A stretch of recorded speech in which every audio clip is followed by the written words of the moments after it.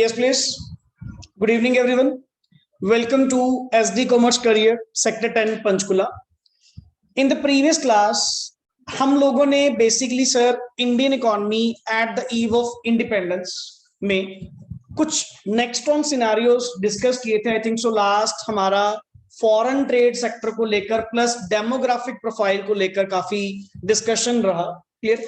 Just एक overview complete करने के बाद फर्स्ट ऑफ ऑल आज हमारा यूनिट 1 क्लियर, जो basically Indian economy eight the eve of जो इंडिपेंडेंस है, ये टॉपिक हम क्या करेंगे, कंप्लीट करेंगे। क्लियर। एंड अगर लास्ट में टाइम बचा तो स्पेशली एक जस्ट ओवरव्यू, एक समरी क्लियर कि यूनिट 1 के अंदर आपने क्या क्या पॉइंट्स डिस्कस किए, वो लास्ट में इसको समराइज करेंगे। बट उससे पहले सर मैं आपको दोबारा बता दूं, हम लोगों ने इंडिपेंडेंस के time eight the eve of independence her sector के रिगार्डिंग टू डिस्कशन नहीं करनी। मेरे सिलेबस में जस्ट 6 सिनारियोज गिवन हैं, जिनमें से पहला था एग्रीकल्चर, नंबर 2 है इंडस्ट्रियल, नंबर 3 फॉरेन ट्रेड को लेकर जो हमारी लास्ट डिस्कशन रही, नंबर 4 डेमोग्राफिक प्रोफाइल, डेमोग्राफिक आप सेक्टर बोल सकते हैं, अलग बात है। क्लियर। जिसमें आपने birth rate, death rate, infant mortality rate, life expectancy rate, इनके रिगार्डिंग टू क्या करी, डिस्कशन करी। प्लस एक 1921 जो अपने आप में the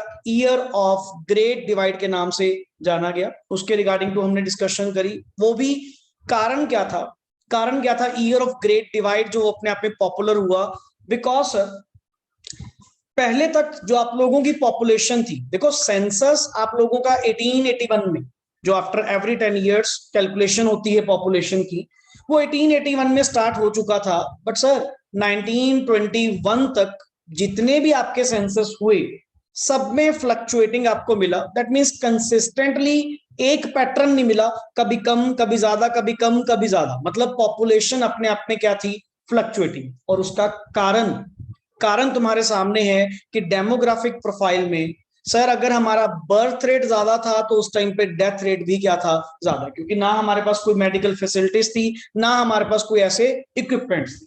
end average life expectancy भी आई थिंक सो हमने 32 इयर्स के रिगार्डिंग टू रीड आउट करी, जो उस टाइम पे काउंट की गई थी। बट सर 1921 के बाद जितने भी सेंसस काउंट किए गए, जितनी भी पॉपुलेशन की नेक्स्ट आगे कैलकुलेशन की गई, वो इंक्रीजिंग हुई प्लस इंक्रीजिंग रेट्स। मतलब एक कंसिस्टेंटली आपको अप्रोच क्या मिली कि हर बार जब आपने सेंसस करा आपको पॉपुलेशन बढ़ते रेट से मिलती गई। और ये भी one of the main reason था सेपरेशन के टाइम पे, आपने एक वर्ड अगर याद हो, मेंटेनेंस कॉस्ट। सर इंडिपेंडेंस के टाइम पे हम अपना जो नेक्स्ट ऑन इंडिया प्रॉपर क्यों नहीं संभाल पाए, स्टार्टिंग में हमें इतने मतलब क्यों ईयर्स लगे इसको कंट्रोल करने के लिए, बिकॉज सर हमारी मेंटेनेंस कॉस्ट ही बहुत थी। अब जितने नंबर ऑफ पीपल ज्यादा होंगे, जितनी पॉपुलेशन ज्यादा होगी सर, उनको संभालने का खर्चा भी ज्यादा होगा। तो नेचुरली सर आप अपनी जीडीपी में क्या कंट्रीब्यूट कर पाएंगे, आपका मेन एक्सपेंडिचर तो मेंटेनेंस के ऊपर ही लग रहा था, पॉपुलेशन।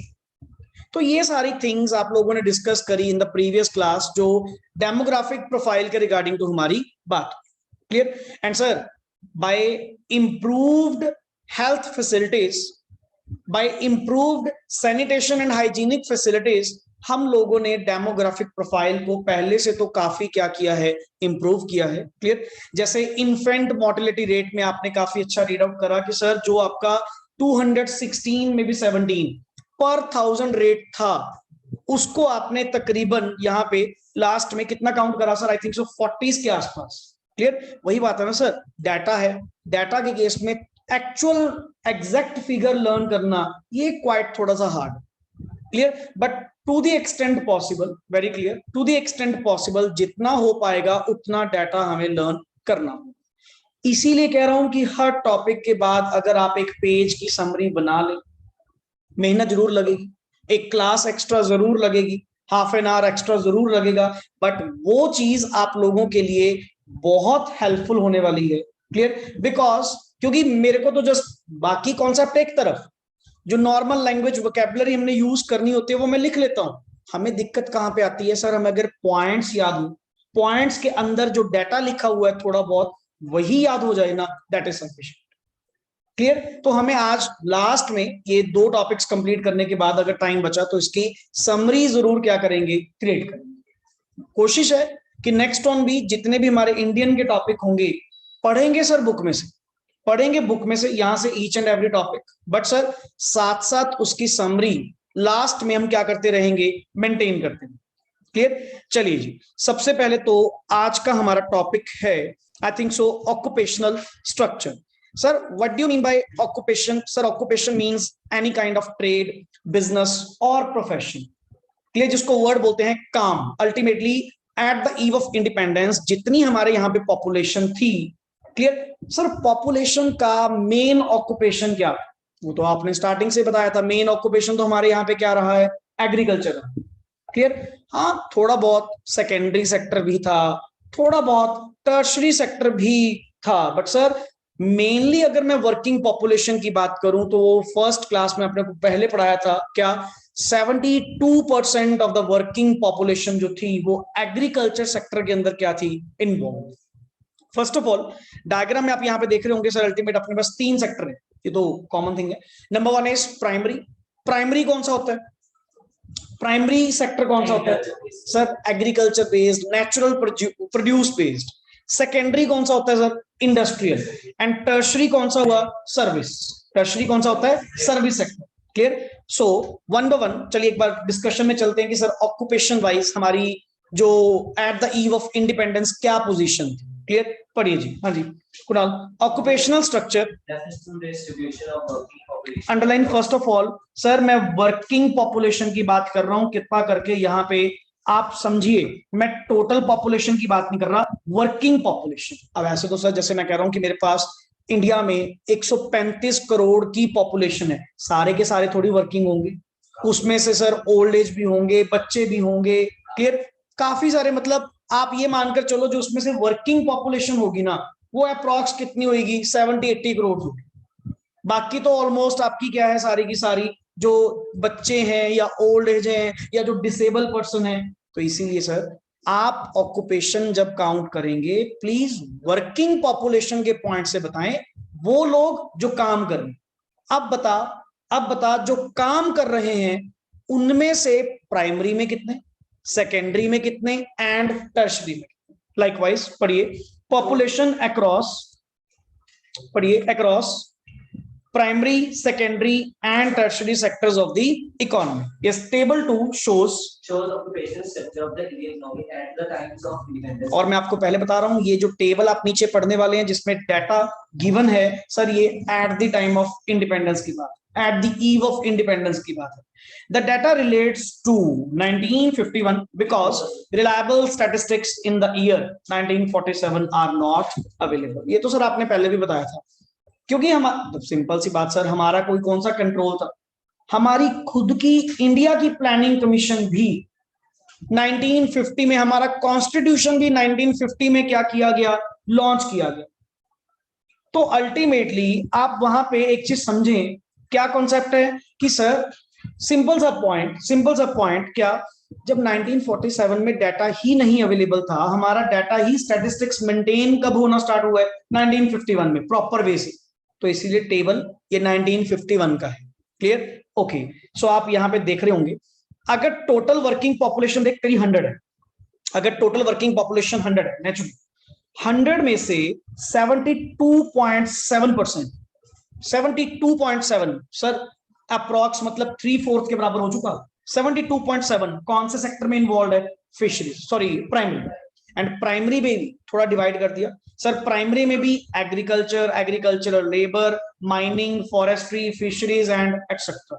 चलो मेरे को इतना डिटेल में नहीं जाना, मेरे को तो जस्ट इतना पार्ट याद रखना है कि 100 में से 72.7 वर्किंग पॉपुलेशन जो थी वो किसमें इन्वॉल्व है, प्राइमरी सेक्टर के अंदर इन्वॉल्व।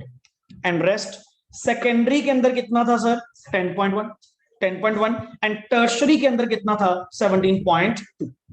देख एक चीज देख रहे हो कि कहीं ना कहीं सर हम सेकेंडरी सेक्टर में, इंडस्ट्रियल सेक्टर में उस टाइम भी क्या थे, लैकिंग। जिसने जीडीपी में मैक्सिमम कंट्रीब्यूट करना होता है वहां पे हमारी वर्किंग पॉपुलेशन क्या थी, कम थी। सर अगर वर्किंग पॉपुलेशन ज्यादा होती सर, मेन सेकेंडरी सेक्टर जहां पे होनी चाहिए थी वहां पे तो पॉपुलेशन इन्वॉल्व नहीं है, और मैक्सिमम कहां पे लगी हुई है, प्राइमरी सेक्टर के अंदर।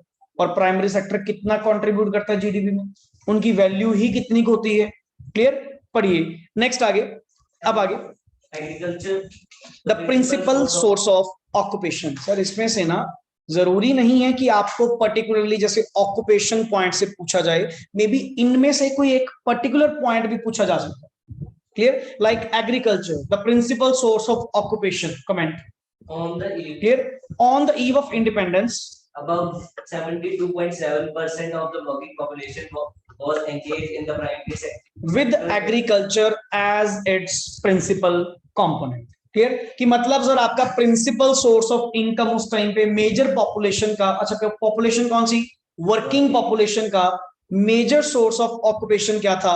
Agriculture, primary sector, not agriculture, primary sector. Okay, percentage of the population dependent on agriculture is much less in advanced countries of the world। बिल्कुल sir, advanced countries of the world, for instance in England and USA 2% and in Japan 12% and in Germany 4% of the population depend on agriculture। तो खुद सोचो, अपनी India की major working population primary में, और उन countries की चेक कर, सिर्फ कितनी? 2%, 12%, 4%। फिर उन कंट्रीज के जो वर्किंग पॉपुलेशन है वो किस में काम कर रही है सर? वो किस में काम? वो सेकेंडरी सेक्टर में ज्यादा काम कर रही है, मशीनरीज में, प्रोडक्शन में, इंडस्ट्रियल गुड्स में, या टर्शरी सेक्टर के।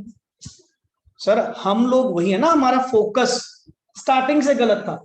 गलत नहीं कह सकते सर, एक्चुअली जो हमारा कमर्शलाइज्ड करना, प्रॉफिट मोटिव हम लोगों का पहले नहीं था। ये तो ब्रिटिशर्स जब आए, नेक्स्ट ऑन हमारा बेसिकली कमर्शलाइजेशन होना क्या हुआ, स्टार्ट हुआ। हम तो फार्मिंग जो करते थे सब्सिस्टेंस के लिए करते थे, हमने कौन सा कभी बेचने के पॉइंट ऑफ व्यू से फार्मिंग करी? हमने तो क्या था जी, खुद का बनाना, खुद का खाना। सिंपल सी बात, हमने कभी उसको एज अ कमर्शियल एंगल से सोचा ही नहीं था। इसीलिए हमारी मेजर वर्किंग पॉपुलेशन किसमें थी? एग्रीकल्चर सेक्टर में थी। इसके पीछे भी कारण है ना, साइड पे बॉक्स पर क्या लिखा हुआ है? Agriculture as a means of, क्या लिखा हुआ है? सबसिस्टेंस। सर हम तो ऐसे इसको सबसिस्टेंस, सेल्फ कंजम्पशन के लिए इसको लेके चलते थे। हमने कौन सा कभी इस व्यू पॉइंट से करा कि हम जितनी प्रोडक्शन कर रहे हैं उसको नेक्स्ट आगे क्या करेंगे? सेल करें। पढ़िए sir, greater dependence on agriculture by occupational structure on the eve of independence implied lesser availability of land per head of the farming population here, plus accordingly agriculture was taken largely as a main important, इसको mark कर लीजिए sir. Agriculture को just एक subsistence के point, subsistence means for self consumption के point of view से sir लिया जाता था, not for as an occupation and profit.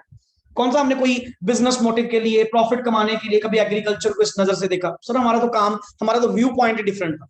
हम तो एग्रीकल्चर को स्टार्टिंग से ही वर्ड का यूज कर रहे हैं for subsistence farming. Commercial farming तो सोची, कमर्शियल फार्मिंग तो बाद में जाकर करना क्या करी, स्टार्ट करी, बट पहले से जो चलती आ रही थी वो कौन सी थी? सबसिस्टेंस, जस्ट अपने लिए।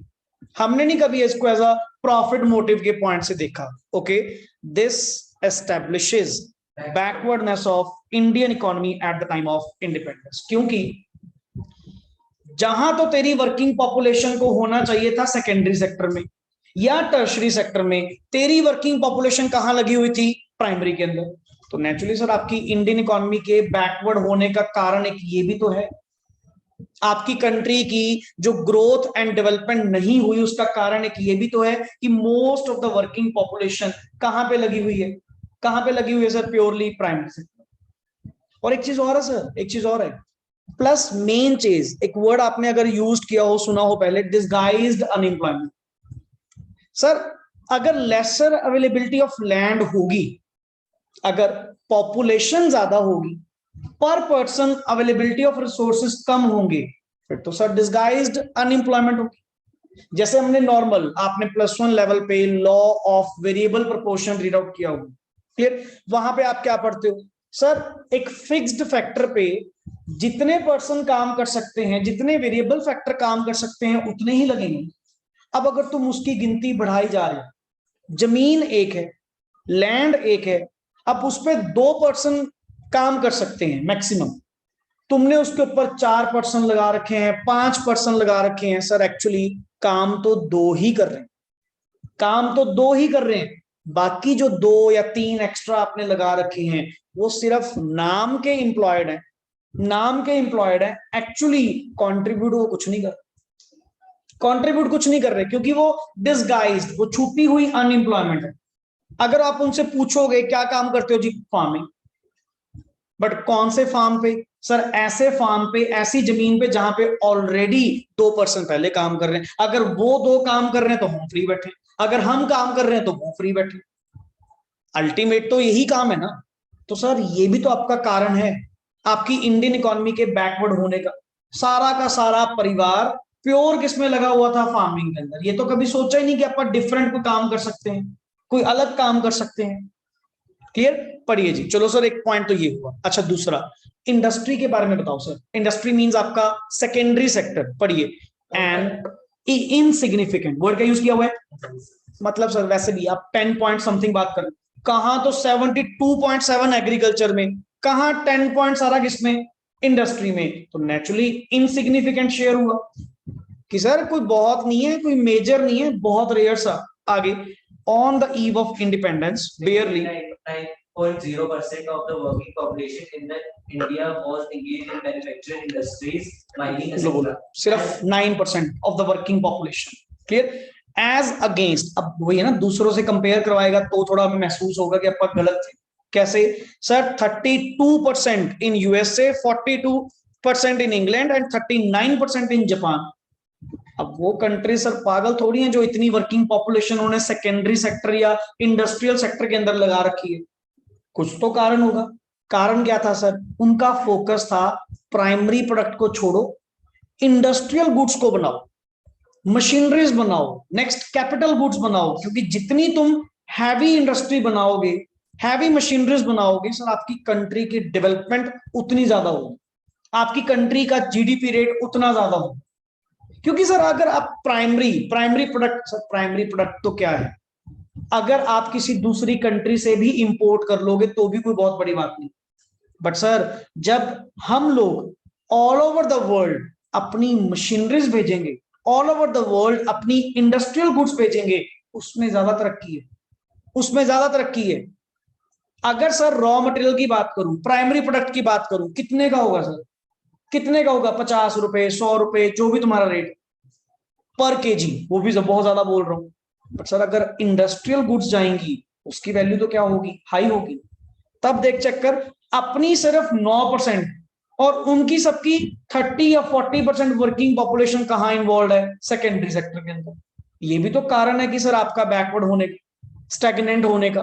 पढ़िए, it further proves how backward the Indian economy was at the time of independence. देख हर केस में, अब तक हर केस में क्या पॉइंट बता के जा रहा है कि आपकी जो कंट्री है, आपकी जो इकोनॉमी है उस टाइम पे, वो क्यों बैकवर्ड एंड क्यों स्टैग्नेंट, उसके रीजंस आप फाइंड आउट कर रहे हो, प्लस डिफरेंट सिनारियोज में आप क्या कर रहे हैं, वो डिस्कशन कर रहे हैं। Next is yes, insignificant.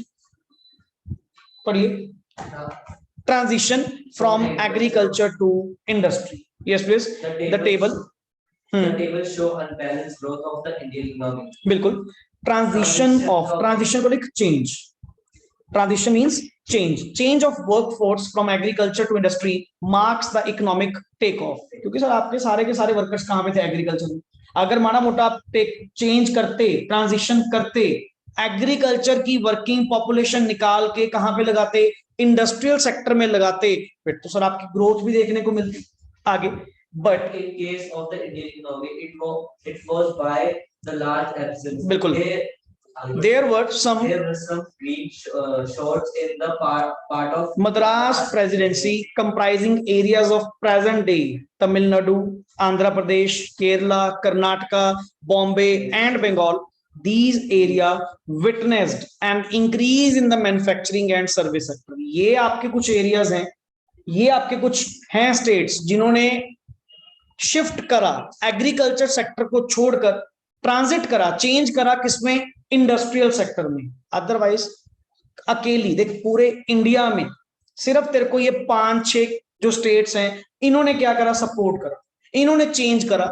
Otherwise तो ऑल ओवर इंडिया अभी भी कहां पे इन्वॉल्व था? वो किसमें इन्वॉल्व था? अभी भी एग्रीकल्चर सेक्टर के अंदर। बट आगे बढ़िए, along with the decline in dependence on the agriculture sector, but at the same time, yes, Odisha, Rajasthan, and Punjab recorded an increase in the workforce engaged in the agriculture sector. इसके पीछे भी ना reason था, ऐसे ही नहीं तेरे बॉम्बे, बंगाल, तमिलनाडु, आंध्र प्रदेश इन्होंने shift करा। सर देखो सिंपल सी बात, एग्रीकल्चर किस पे होगी? जमीन पे।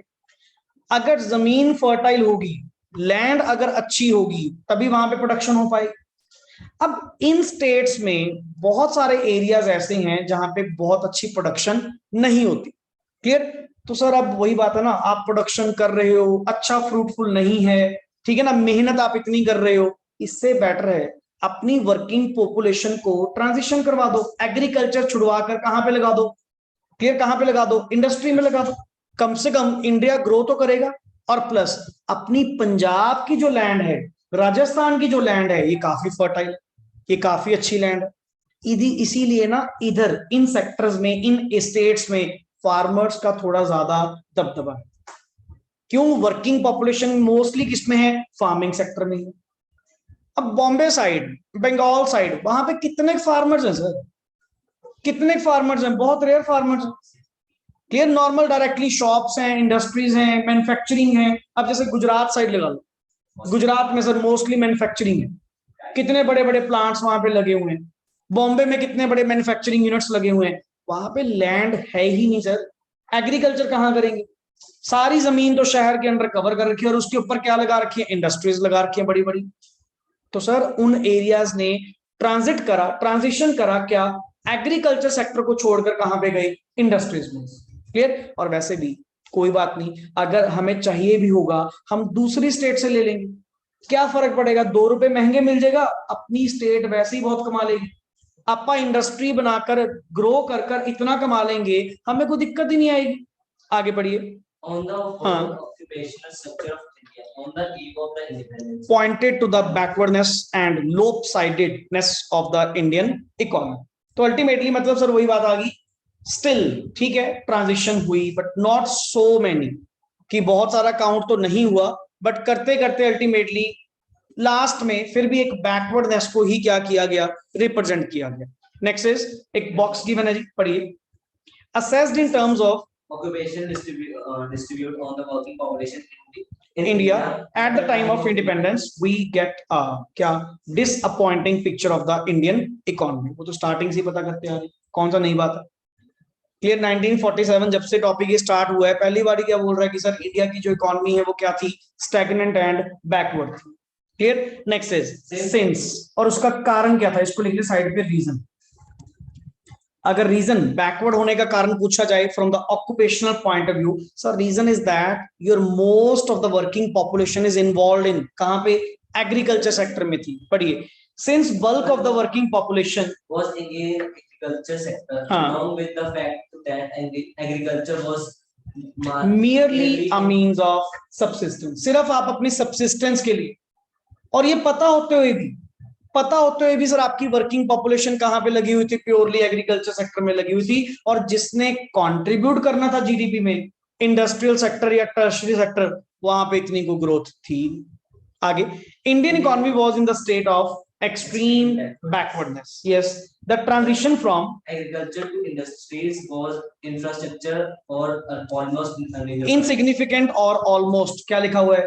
नेग्लिजिबल। अल्टीमेटली सर मतलब जो होना चाहिए था, जो ट्रांजिशन होनी चाहिए थी, एग्रीकल्चर सेक्टर से वर्किंग पॉपुलेशन को हटाकर कहां पे लगाना? इंडस्ट्रियल में लगाना, सेकेंडरी सेक्टर में लगाना, वो आपका सक्सेसफुल नहीं हो पाया। ओके।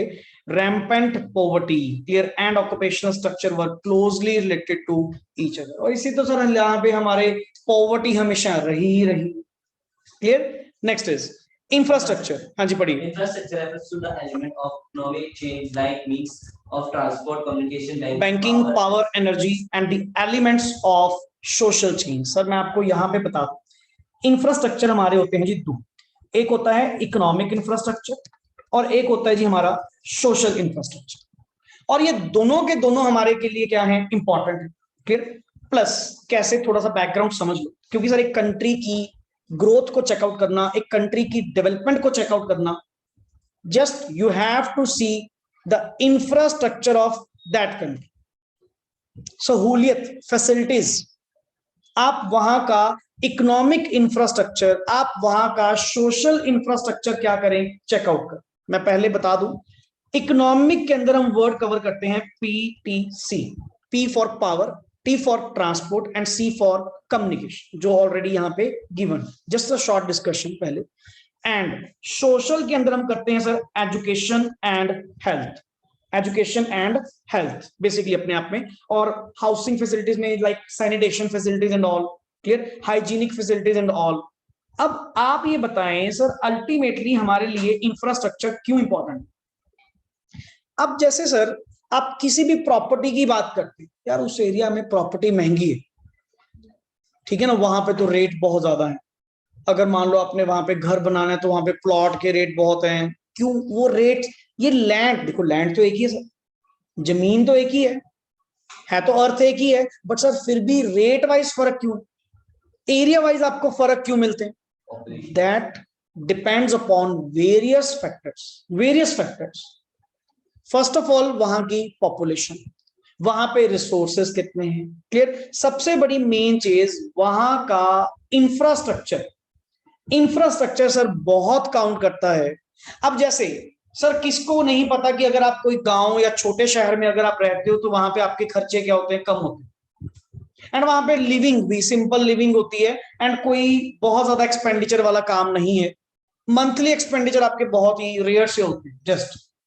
बट जब आप मूव करते हैं टू नेक्स्ट सिटी, एक प्रॉपर शहर, छोटे शहर से निकलकर एक बड़े शहर में आते हो, आपको सबसे बड़ा मेन फर्क क्या मिलता है सर? वहां का इंफ्रास्ट्रक्चर।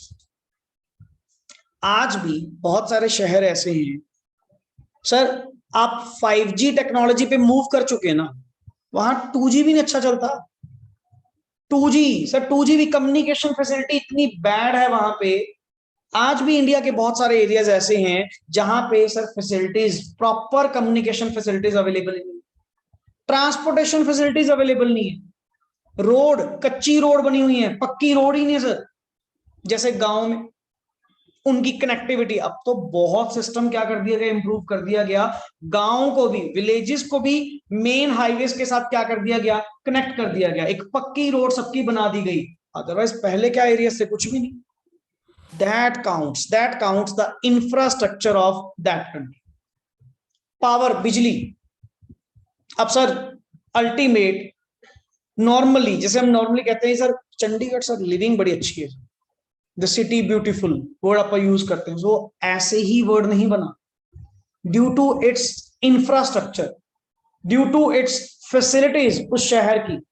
जब भी कोई नई चीज आती है, कोई नया सिस्टम आता है, सबसे पहले मतलब ultimately one of the cities में अपने यहाँ पे जल्दी अडॉप्ट होती है। जब स्टार्टिंग में ओला, उबर, जोमैटो, जितने भी ये बड़े बड़े ऐप सिस्टम आए, सब कहाँ पे लॉन्च हुए, चंडीगढ़। यहाँ से क्रेज बढ़ते बढ़ते छोटे शहरों में गया, रिस्पॉन्स तो यहाँ इजीली हुआ, क्योंकि सर यहाँ फैसिलिटीज अच्छी, यहाँ पे proper power, proper transportation, proper communication, ये बहुत चीज क्या करती है, काउंट। सबसे बड़ी बात, एजुकेशन की कमी नहीं, हेल्थ फैसिलिटीज की कमी नहीं।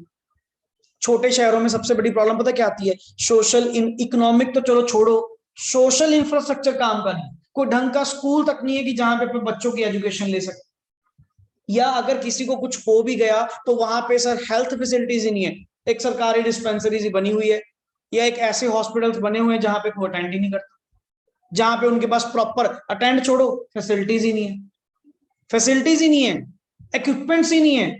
वो क्या करेंगे सर, रेफर कर दो जी बड़े शहर, रेफर कर दो दूसरे शहर। एटलीस्ट कम से कम यहाँ पे ऐसे सिनारियो, क्योंकि यहाँ का इंफ्रास्ट्रक्चर क्या है, अच्छा, इसीलिए शहर क्या है, महंगा है।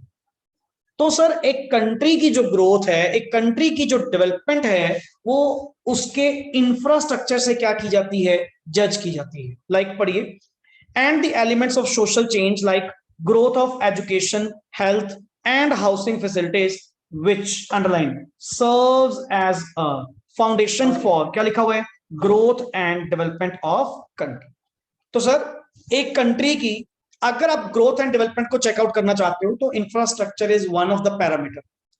आप उस कंट्री का इंफ्रास्ट्रक्चर रेट चेकआउट करें कि वहां पे क्या क्या फैसिलिटीज अवेलेबल है, आपको पता लग जाएगा वो शहर कितना, वो सिटी, वो बेसिकली कंट्री कितनी अपने आप में प्रोग्रेशन पे है, कितनी ग्रोथ पे है, कितनी डेवलप्ड है, पता लग जाएगा।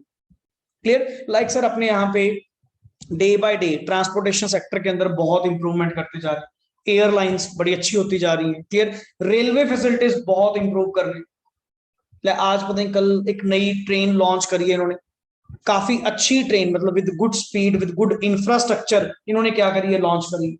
तो जितना सर ऐसे फैसिलिटीज होती जाएंगी, लाइक मेट्रो, मेट्रो सर अपने आप में एक बहुत बड़ी फैसिलिटी है जो मेट्रोपॉलिटन सिटीज में इन्होंने प्रोवाइड करी है। कितना क्राउड, कितना बेसिकली जो क्या कहते हैं इसको, जितना भी मतलब शोर है, अल्टीमेटली जितना भी क्राउड है व्हीकल्स का, सारा खत्म कर दिया।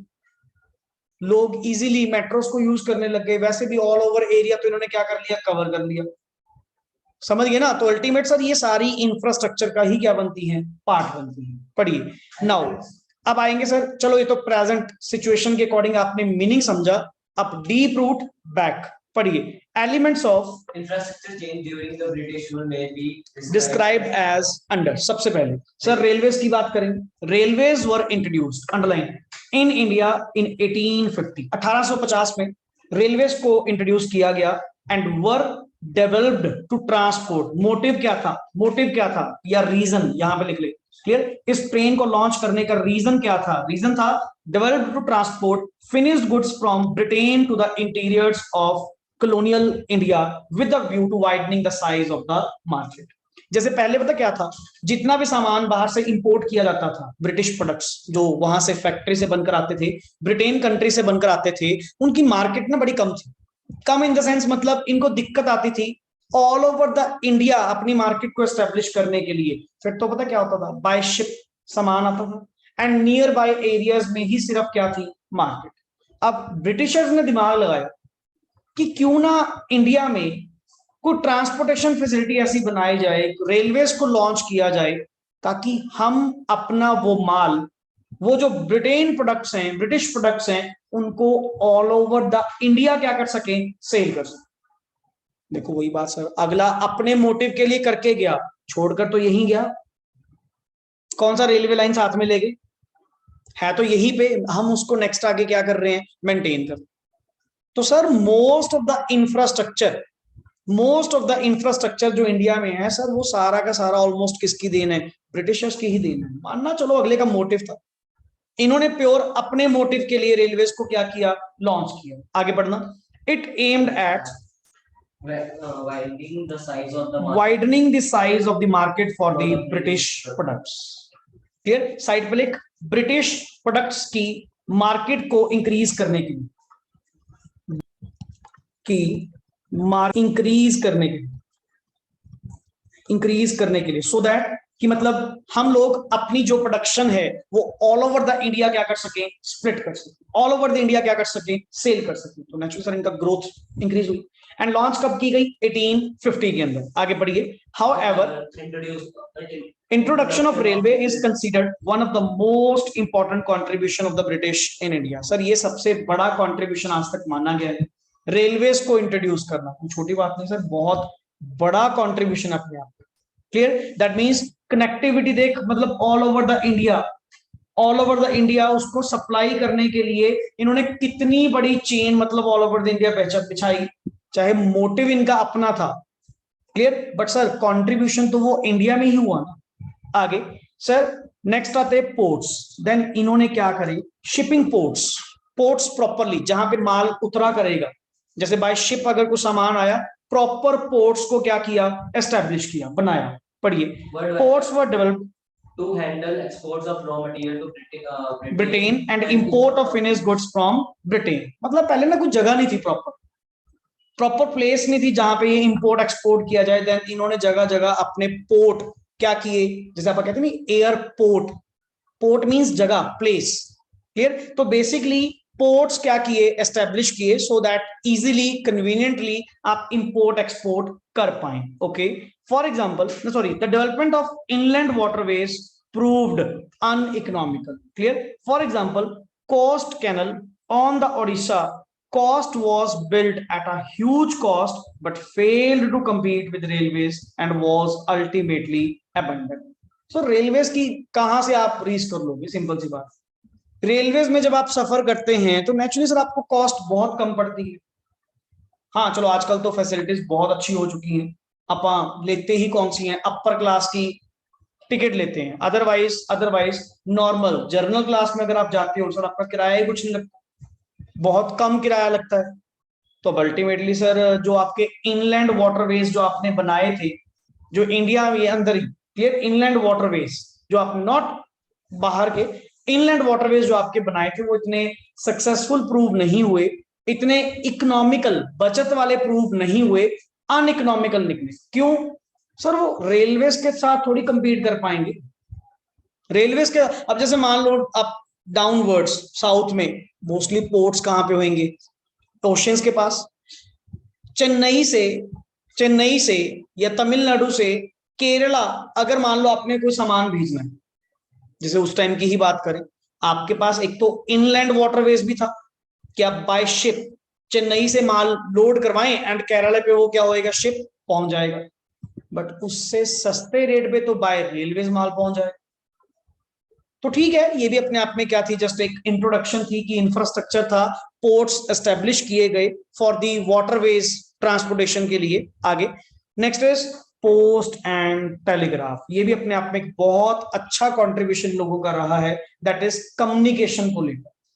अपने यहाँ पे ऐसा कोई कॉन्सेप्ट नहीं था, क्लियर, बट इन्होंने प्रॉपर वे से क्या किया, एस्टेब्लिश किया। पढ़िए sir, post and telegraph to enhance administrative efficiency. Doubtless, it served the purpose of maintaining law and order. और सर लॉ एंड ऑर्डर को मेंटेन करने के लिए पोस्ट एंड टेलीग्राफ को क्या किया गया, लॉन्च किया गया। नहीं पहले अगर आपने देखा हो हमारे कौन सा यहाँ पे कोई कम्युनिकेशन का सिस्टम था, अगर एक पर्सन ने मतलब एक राजा ने दूसरे से भी अगर बात करनी होती थी वो स्पेशल पर्सन के हाथों अपना पत्र लिखकर भेजते थे। बट ये तो नहीं था कि मैंने यहां से डाला उसके पास ऑटोमेटिकली पहुंच जाएगा। ये पोस्ट का सिस्टम ही किसने लॉन्च करा, ब्रिटिशर्स ने, क्योंकि इनको वही ना ऑल ओवर इंडिया मेंटेन करने में क्या आ रही थी, दिक्कत आ रही थी, इनका कम्युनिकेशन प्रॉपर नहीं हो पा रहा था। देन धीरे धीरे करते हुए टेलीग्राफ पॉसिबिलिटीज लेकर आए, ये सारी things. And next is roads, yes, were developed to facilitate transportations of a raw material from बिल्कुल different part of the country to the ports. Clear, अब देख माल अगर पोर्ट्स तक पहुंचाना है, पोर्ट्स तो क्या हुए सर, अल्टीमेट इंडिया की जो ये डाउनवर्ड्स ओशियन के पास जितना भी है, यहाँ पे पोर्ट्स पे अगर आपने क्या पहुंचाना है, सामान पहुंचाना है, तो सर सामान तो अगर पक्की रोड होगी तभी पहुंच पाएगा, अगर कोई रास्ते बने होंगे, रास्ते प्रॉपर बनाए गए होंगे तभी माल पहुंच पाएगा। क्लियर, तो यहाँ पे स्पेशली क्या किया गया, पोर्ट्स को लॉन्च किया गया। पढ़िए जी आगे। There were no efforts made to develop all-weather roads to reach out to rural areas, yes, during the rainy season. As a result, people living in the rural area suffered at the time of natural calamities. इनको काफी सफर करना पड़ता था। Purely आप ये क्यों नहीं समझ रहे कि जो कॉन्सेप्ट ये लाए गए, रोड्स बनाना, पोस्ट एंड टेलीग्राफ, या नेक्स्ट ऑन आपके पोर्ट्स हो गए, या कोई रेलवे इंट्रोड्यूस करना, इन सबके पीछे मोटिव क्या था, ब्रिटिशर्स का अपना मोटिव था। वो कौन सा इंडियंस के लिए लेके आए थे, वो कौन सा अपने के लिए लेके आए थे, वो तो प्योर अपना फायदा देख रहे थे कि जिससे हमें फायदा होगा, जिससे हम अपनी मार्केट का जो साइज है वो क्या कर पाए, एक्सटेंड कर पाए। हमें तो वो चाहिए था, हमें थोड़ी मतलब था कि रूरल एरियाज के लोगों को सफर करना होगा। आगे बढ़िए। Briefly modest infrastructural change in the economy during the British Raj is not denied, yes, the motive behind the change was not the growth and development of, clearly sir, clearly underline sir, इसके पीछे जो आपका motive था ना, जितनी भी आपने improvement करी, जितना भी आपने इंफ्रास्ट्रक्चर बनाया लगाया, इन सबके पीछे आपका मोटिव जस्ट एक था, क्या, आपका अपना फायदा, ब्रिटिश गवर्नमेंट का फायदा, not Indian economy. Clear, rather it was to facilitate, word क्या लिखा हुआ है, colonial exploitation of the Indian economy for the growth and development of British। Clear, इस सेक्टर का उस टाइम पे मोटिव जस्ट एक था, प्योरली ब्रिटिश गवर्नमेंट का फायदा एंड इंडियन इकोनॉमी का एक्सप्लॉयटेशन करना मैक्सिमम।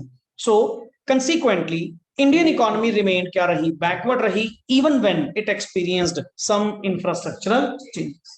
कि जबकि सर इंफ्रास्ट्रक्चरल चेंजेस भी हुई, स्टिल वहां पे फिर भी कमी क्या थी बैकवर्ड होने की? कहता सर मोटिव का ही फर्क था, व्यू पॉइंट का ही फर्क था। अगर चीज करी जाए, इंफ्रास्ट्रक्चर लॉन्च किया जाए विद द मोटिव, क्या मोटिव सर? अगर इंडियन इकोनॉमी के लिए किया जाता देन सर यहाँ पे ग्रोथ या डेवलपमेंट होती ना, अदरवाइज तो कोई फायदा ही नहीं था। Next is was there any positive impact of the British important rule in important was there any positive impact? कहते सर अब ये बताओ, पूरे टॉपिक में स्टार्टिंग से लेके अब तक आप ब्रिटिशर्स को गालियां देते हैं कि सर प्योर एक्सप्लॉटेशन करी, इन्हीं के कारण हमारी जो इकोनॉमी थी वो अपने आप में क्या थी, बैकवर्ड थी, या इन्हीं के कारण हमारी जो इकोनॉमी थी वो स्टेगनेंट रही, सब कुछ था। बट मैं लास्ट में आपसे ये पूछना चाह रहा हूं, क्या कोई पॉजिटिव इंपैक्ट था ब्रिटिशर्स के होने का, या ब्रिटिशर्स के यहाँ पे क्या उन्होंने कोई इंडिया में कंट्रीब्यूशन करा? यस सर, बहुत सारी थिंग्स, बहुत सारे कुछ पॉजिटिव पॉइंट्स भी थे, क्या पढ़िए। सर्टेनली नॉट सर, बिना कहे वो तो पता ही है कि if the impact of British rule is studied with reference to motive of the British government in India, yes, अगर तो उनके मोटिव से बात करते हैं, उनका मोटिव तो क्या था, एक्सप्लॉइट करना। देखो सिंपल सी बात, फिर तो तुम पता क्या कहोगे, ना सर कोई पॉजिटिव इंपैक्ट नहीं था। But the motive was clear and focused, जो कि क्या था, colonial exploitation of the Indian economy, Indian economy को फुली एक्सप्लॉयट करना। आगे, however the means to achieve the end, जो तुम्हारा टारगेट था, चलो माना आपका टारगेट क्या था, आपका टारगेट क्या था, कॉलोनियल एक्सप्लॉयटेशन करना इंडियन इकोनॉमी की। बट सर उसको भी अचीव करने के लिए जो भी तौर तरीके आपने अपनाए, जो भी वर्किंग आप लोगों ने करी, उसके कुछ side effects, positive side effects हुए। क्लियर? अगर तो वही बात है ना, अगर तो मोटिव के पॉइंट से बात करते हो तो मोटिव के पॉइंट से तो मैं क्या कहूंगा, नहीं सर कोई पॉजिटिव इंपैक्ट नहीं है ब्रिटिश रूल का। बट अगर वेरी क्लियर पॉइंट से बात की जाए, स्पेशली क्या कि सर देखो जो भी उनका मोटिव था, उस मोटिव को ही पूरा करने के लिए जो भी उन्होंने करा उसके ही पॉजिटिव इफेक्ट निकले। क्या? नंबर वन, सबसे पहले सर हमारे फार्मर्स को एक कमर्शियल आउटलुक मिली। कैसे? कैसे कमर्शियल आउटलुक कैसे मिली फार्मर्स को? दैट मीन्स जो आप लोग पहले सबसिस्टेंस फार्मिंग करते थे, जो आप लोगों का बिल्कुल सबसिस्टेंस फार्मिंग का कॉन्सेप्ट था, वो चेंज होकर कमर्शियल फार्मिंग के ऊपर जा चुका। क्लियर? और ये बिजनेस मींस एग्रीकल्चर को भी एक प्रॉफिट मोटिव से देखना, एग्रीकल्चर को भी एक मतलब income source point of view से देखना, ये सर प्योरली आउटलुक जो मिली है ये ब्रिटिशर्स के कारण ही मिली। अरे वो मुझे एडवांस पेमेंट्स नहीं देते थे क्या कैश क्रॉप्स के लिए? वहीं से तो आदत पड़िए। यस, फोर्स्ड कमर्शलाइजेशन, ये याद रखना। अगर आपसे पूछा जाए सर फोर्स्ड कमर्शलाइजेशन किसके कारण हुई, प्योरली ब्रिटिशर्स के कारण। Clear? Forced commercialisation of agriculture under the British rule exposed on the subsistence farmers to uncertainties of the market. True, but it has also led to a gradual change in the outlook of the farmers.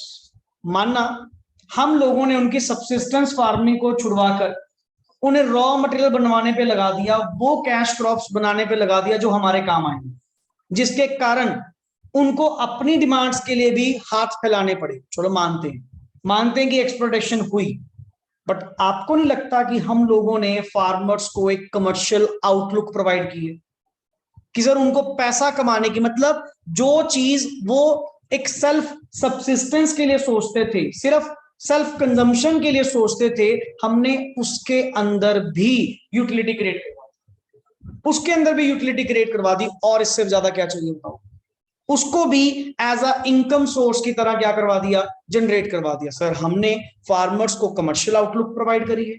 आगे, the farmers started considering the market price of the produce as an important determinant of their production decision, कि production करें या ना करें ये depend करता था किस चीज के ऊपर, सर मार्केट प्राइस के ऊपर। वही बात है ना, क्या तुमने आज तक पहले, ये पॉइंट से पहले, क्या आज तक फार्मर्स ने कभी सोचा कि वो जो बनाने जा रहे हैं जो प्रोड्यूस करने जा रहे हैं वो फायदेमंद होगा या नहीं होगा।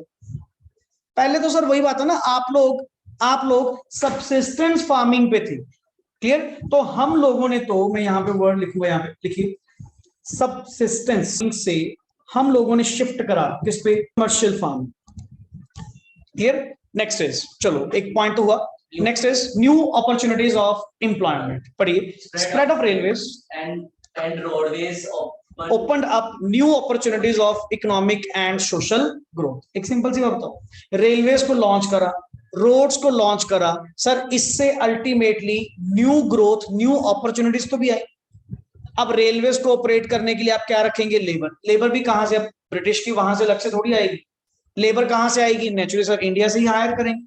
अब रोड बनानी है, रोड बनाने के लिए लेबर कहां से आएगी, इंडिया से ही होगी। तो आपको तो उल्टा काम मिला, जितनी तरक्की ब्रिटिशर्स ने यहाँ पे करी, जितनी भी कंट्रीब्यूशन इंडिया में उन्होंने करे, काम तो आप लोगों को ही मिला, एम्प्लॉयमेंट अपॉर्चुनिटीज तो आपको ही मिली हैं। Next is sir control of famine. Excuse me sir, हाँ जी बताइए। जितनी भी इन्होंने ये किया जो भी इंडिया के लिए, इससे उनकी जीडीपी वगैरह में तो कोई फर्क नहीं आया, वो 0.5% ही। हाँ वो तो फिर वही है ना, अल्टीमेटली जितना वो कंट्रीब्यूट करते थे उससे ज्यादा वो क्या करते थे, एक्सप्लॉइट कर देते थे। तो जीडीपी रेट कहां से बढ़ने वाला है। बट पॉइंट ये है, अल्टीमेट अपने लोगों को तो काम मिला, अपने लोगों को तो एम्प्लॉयमेंट मिली। अब रेलवेज का, पोस्ट एंड टेलीग्राफ का, पोर्ट्स बनाए, कम्युनिकेशन फैसिलिटीज लाई, या नेक्स्ट ऑन जितना भी जैसे रोड्स बनाने का काम है सर, अपने यहाँ पे तो एम्प्लॉयमेंट जनरेट हुई ना। हम लोगों का फोकस तो थोड़ा सा क्या हुआ, चेंज हुआ। नेक्स्ट इज आगे, कंट्रोल ऑफ फेमाइन्स। हाँ जी। Rapid means of the transport facilitate rapid movement of the food gain। और सर एक बात बताओ, जब आपके यहाँ पे रेलवेज को लॉन्च किया गया, रेलवेज को प्रॉपरली इंट्रोड्यूस किया गया सर, आपके फेमाइन्स होने, जो भूखमरी थी, जो अकाल पड़ने वाली सिचुएशंस थी, वो काफी कंट्रोल हो गई। क्योंकि पहले ये दिक्कत आती क्यों थी, किसी एरिया में फेमाइन्स हुए, वहां तक हम फूड ग्रेन्स पहुंचा ही नहीं पाते।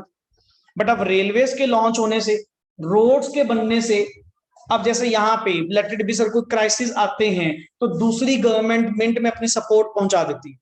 अगर ट्रांसपोर्टेशन फैसिलिटी है तभी मदद हो पाती है, अगर ट्रांसपोर्टेशन फैसिलिटी ना हो तो अल्टीमेट सर हम तो सपोर्ट ही ना कर पाए किसी को।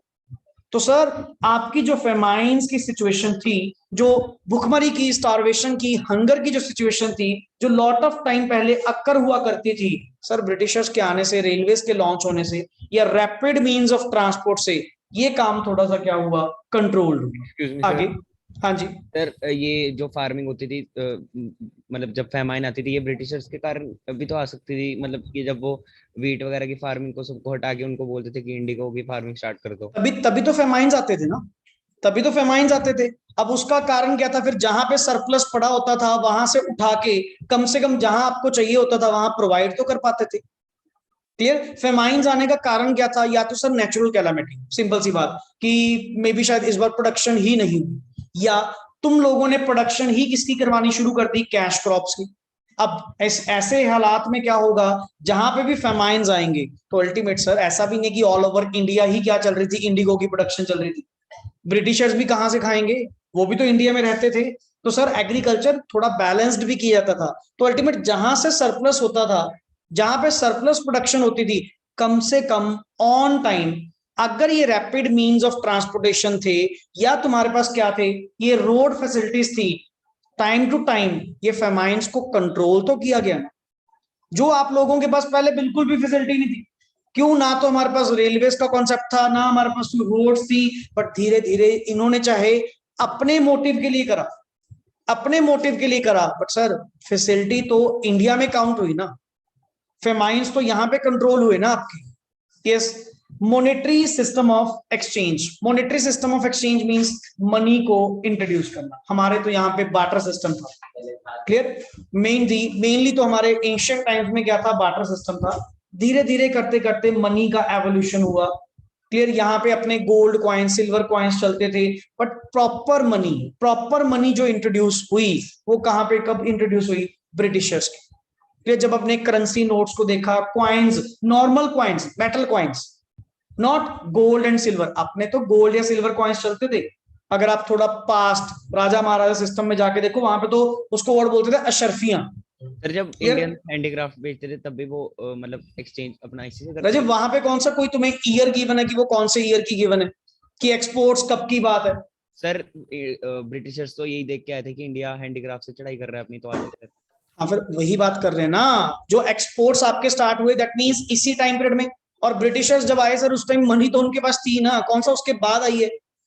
लाइक पढ़ो, there was transition from barter system of exchange to monetary system of exchange. Hmm. Growth of monetary system of exchange facilitated division of labour, specialisation and large scale.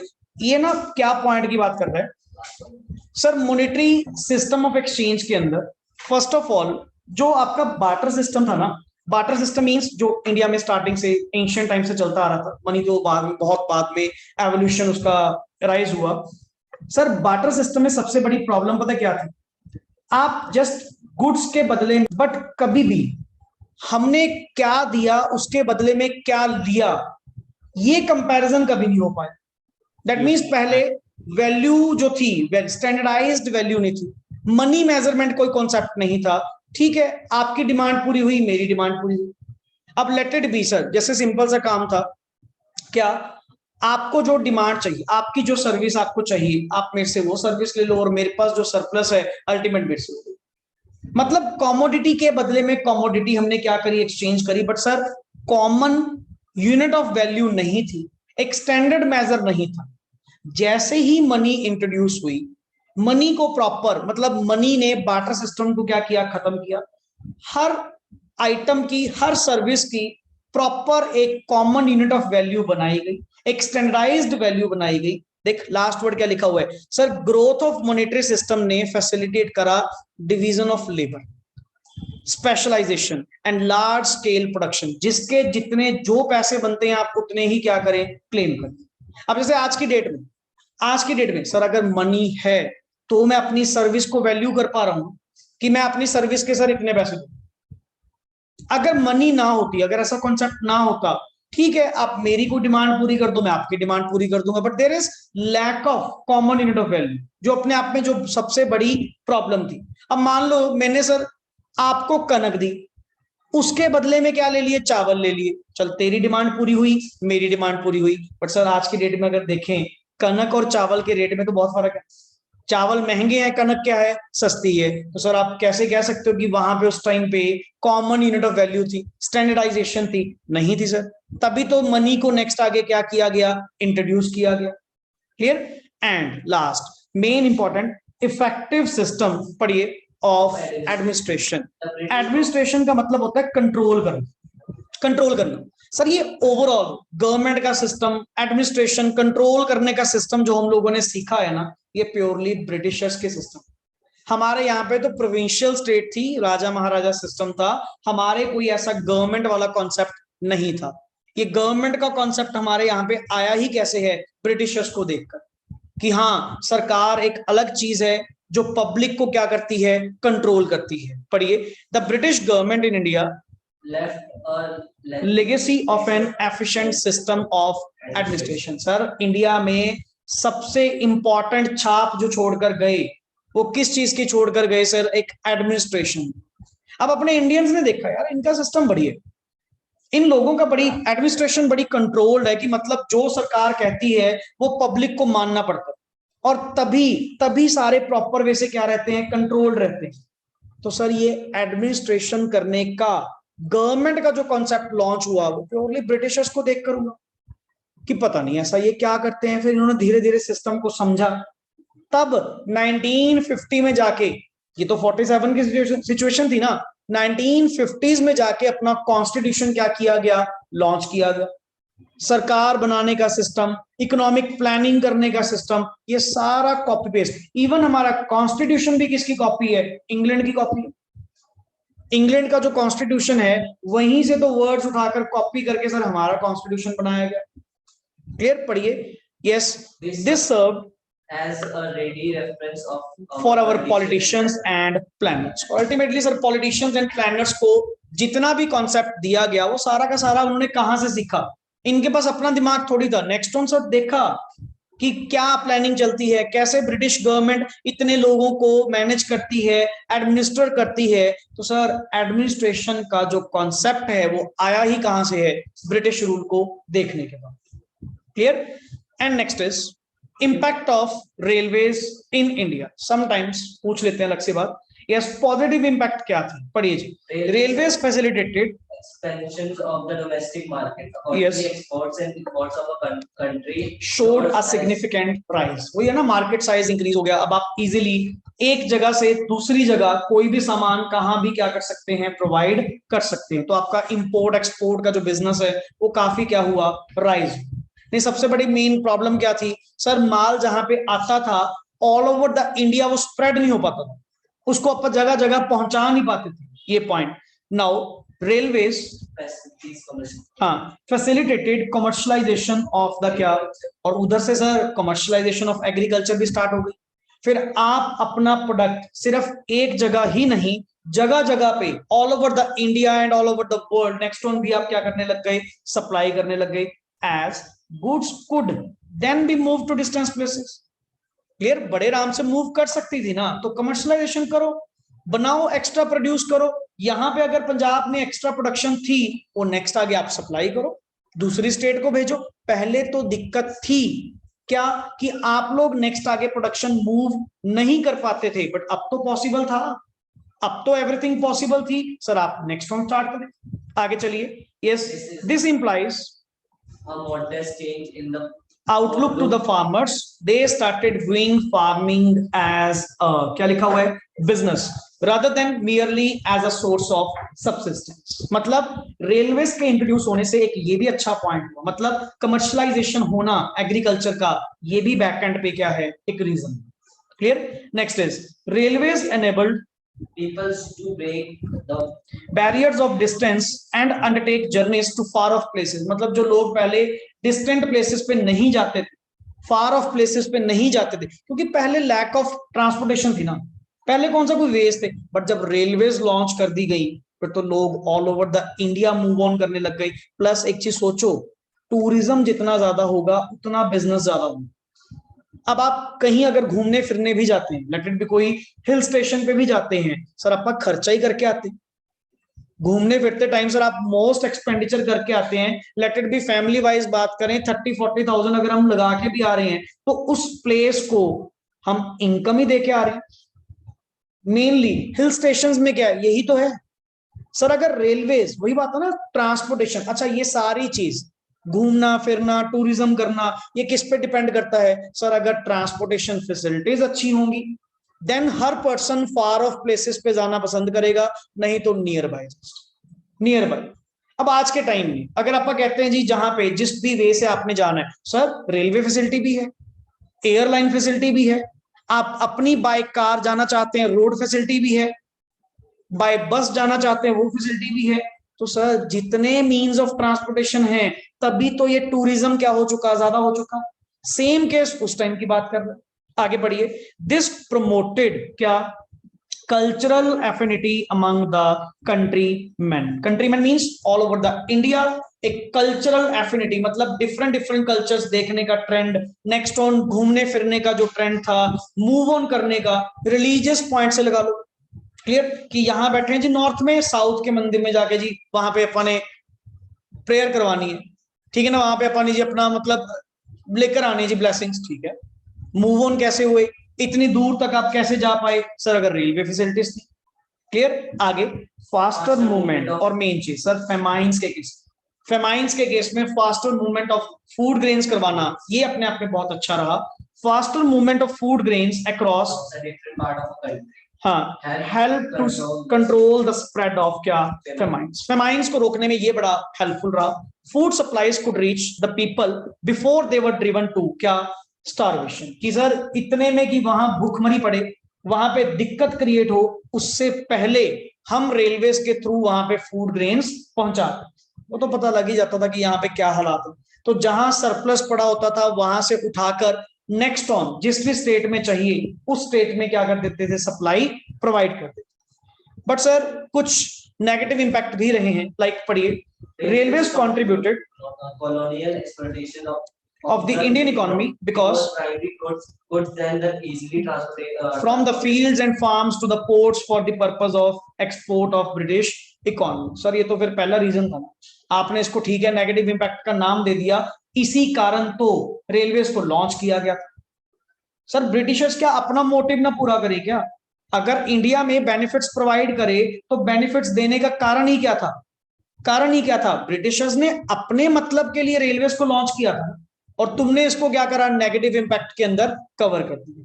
Like finish goods coming as imports to the Indian economy would be मतलब sir ये जो आपने benefits यहाँ पे लिखे हैं ना, ये बेनिफिट, ये जो नेगेटिव इंपैक्ट है ना, ये sir benefits of Britishers, that's it. Clear? So thus the spread of railway led to spread of domestic market for the क्या British product। कहते सर नेगेटिव इंपैक्ट पता क्या है? जो Britishers all over the India famous नहीं थे, जो British product all over the India नहीं जाते थे, रेलवेज की मदद से वो ऑल ओवर इंडिया भी स्प्रेड ऑन क्या हो गए थे? स्टार्ट हो गए थे। मतलब वो अपनी एक अच्छी खासी डोमेस्टिक मार्केट बना चुके थे। तो सर फिर इसमें हमें क्या, हमने पहले ही रीड आउट किया था इंफ्रास्ट्रक्चर के बिहाइंड रेलवेज को लॉन्च करने का 1850 में जो मेन रीजन था वो क्या था? ब्रिटिशर्स ने अपने मोटिव के लिए and colonial exploration of the British products, sorry Indian markets, ये इंडियन इकोनॉमी को खत्म करने के लिए। तो आपने उसको नेगेटिव इंपैक्ट कवर कर दिया, बट सर भूलो मत पॉजिटिव भी है, पॉजिटिव भी है। क्लियर? सो अगर from the view point of motive, Britishers का जो मोटिव था, अगर उसके पॉइंट से बात करते हैं, फिर तो सर कोई पॉजिटिव इंपैक्ट आप गिना नहीं पाए।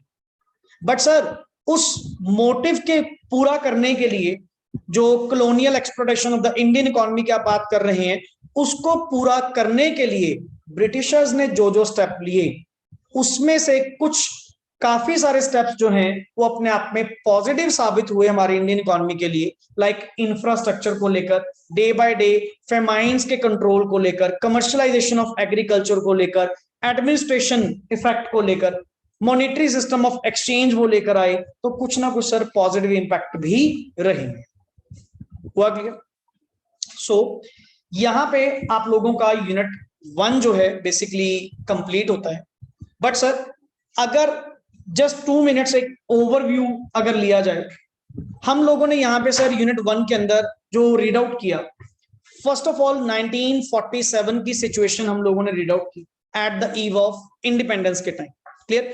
And at the eve of independence हम लोगों की जो इकोनॉमी थी वो स्टार्टिंग से क्या काउंट हुई? बैकवर्ड एंड स्टैग्नेंट काउंट हुई। एंड मुझे सर हर सेक्टर के रिगार्डिंग नहीं, मुझे जस्ट 6 सिनारियोज प्रोवाइडेड हैं जो इस टॉपिक के अंदर सिलेबस के अंदर है, मुझे सिर्फ उन्हीं के रिगार्डिंग तो बात करनी है। और वो कौन कौन से हैं? Number one is agriculture, number 2 is industrial, number 3 foreign trade, number 4 demographic and number 5 occupational, number 6 infrastructure. दोबारा 6 scenarios. Number 1 agriculture sector, number 2 industrial में अगर आपको याद हो two fold policy of deindustrialisation, clear, जिसको ट्विन मोटिव के नाम से भी हमने लिखा था। Clear? Third is foreign trade, number 4 demographic profile जो भी अपने इंडिया की उस टाइम पे थी, birth rate, death rate, infant mortality rate, life expectancy rate, ये सारे points. Clear? And number 5 occupational. Occupation wise क्या था? Primary, secondary, tertiary. And infrastructure में 2 तरह के infrastructure, first is economic, social. Economic में 3 word, PTC, power, transport, communication. Social के अंदर मेनली 2 वर्ड, एजुकेशन, हेल्थ। और सर लॉन्च जो किए गए मेजर कंट्रीब्यूशन में 4 वर्ड। पहला रेलवेज, कब? 1850 में। मोटिव क्या था? रीजन क्या था? Transportation of British products in all over India. Number 2 ports जो बनाए गए। Clear? Number 3 post and telegraph. And number 4 roads जो वहां पे एस्टेब्लिश की गई। एंड सर लास्ट मोमेंट पे आपने क्या रीड आउट किया कि sir is there any positive impact of the British rule in India? Certainly not if you are talking in terms of motive of the British government, because the motive of the British government is the colonial exploitation of the Indian economy and the Indian market. फिर तो नहीं, but sir motive को पूरा करने के लिए फिर भी कुछ पॉजिटिव इफेक्ट रहे हैं। Clear, like monetary system of exchange आना, क्लियर, इफेक्ट ऑफ एडमिनिस्ट्रेशन जो हमने सीखा, क्लियर, कमर्शलाइजेशन ऑफ एग्रीकल्चर होना, कंट्रोल ऑफ फेमाइंस, ये काफी सारे पॉइंट्स हमारे पॉजिटिव रहे हैं। क्लियर, सो ऐसे ही साइड बाय साइड आप लोगों की समरी चलती रहा करेगी, साथ में थोड़ा सा रिवाइज अप भी करते रहेंगे। क्लियर, ऐसा ना हो कि आफ्टर दैट नेक्स्ट राउंड, क्योंकि यूनिट 2 स्टार्ट करने के लिए, नेक्स्ट टॉपिक स्टार्ट करने के लिए फर्स्ट आप लोगों को क्लियर होना चाहिए। Clear, and soon from the coming week आप लोगों के टेस्ट भी चैप्टर वाइज क्या करेंगे, स्टार्ट करेंगे। जो जो टॉपिक्स आप लोगों के हो चुके, वन बाय वन उसके टेस्ट लेने क्या करेंगे, स्टार्ट करेंगे, सो दैट आप लोग जो जो टॉपिक है साथ साथ उसको क्या करें, कंफर्म करें। Is that clear? Okay ji, thanks a lot. Thank you sir. Okay ji.